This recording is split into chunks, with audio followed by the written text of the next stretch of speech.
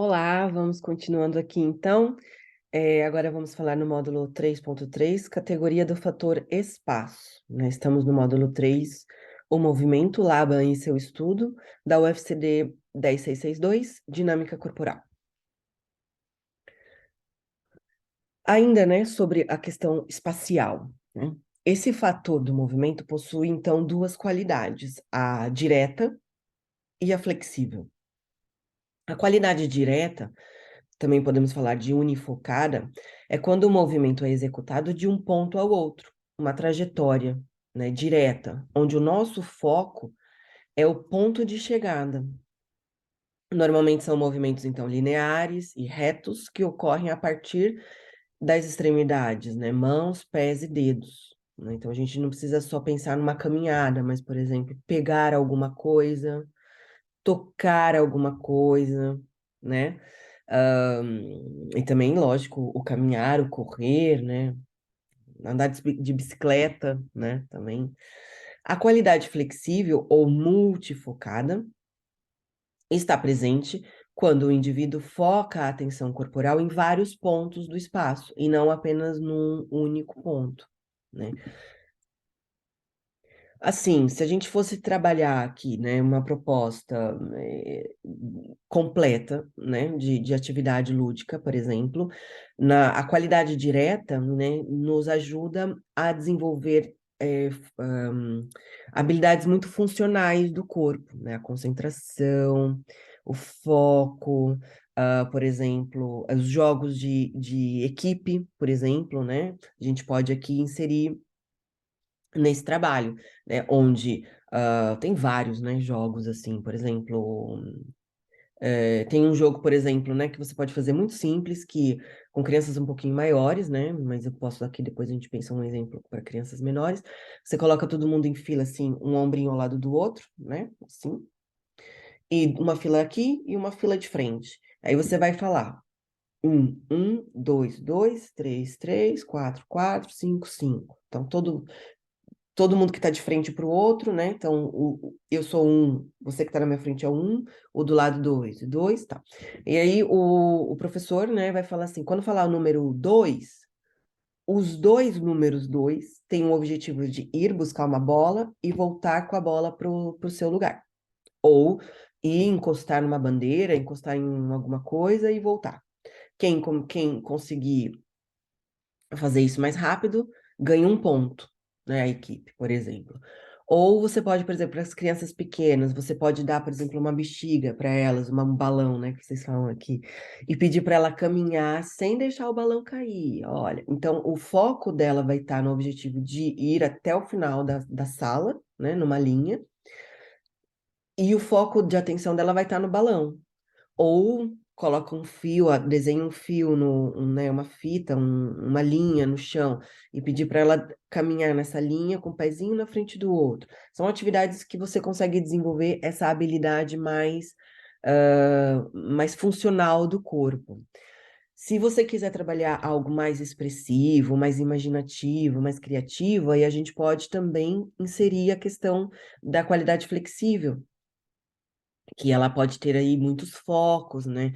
Ela vai imaginar mais coisas, ela vai enriquecer, vai florear mais esse caminhar. Então, por exemplo, vai caminhar numa linha reta e de repente você está caminhando numa linha reta, imagina que aquela linha tá em cima do mar, de repente vem o tubarão, o que que você faz? Pronto, já desviou e já deu um outro estímulo.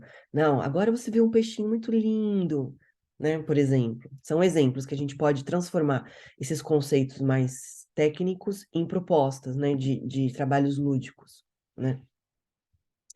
Para complementar, então, essa nossa aprendizagem, nós podemos observar algumas subcategorias do elemento espaço, né?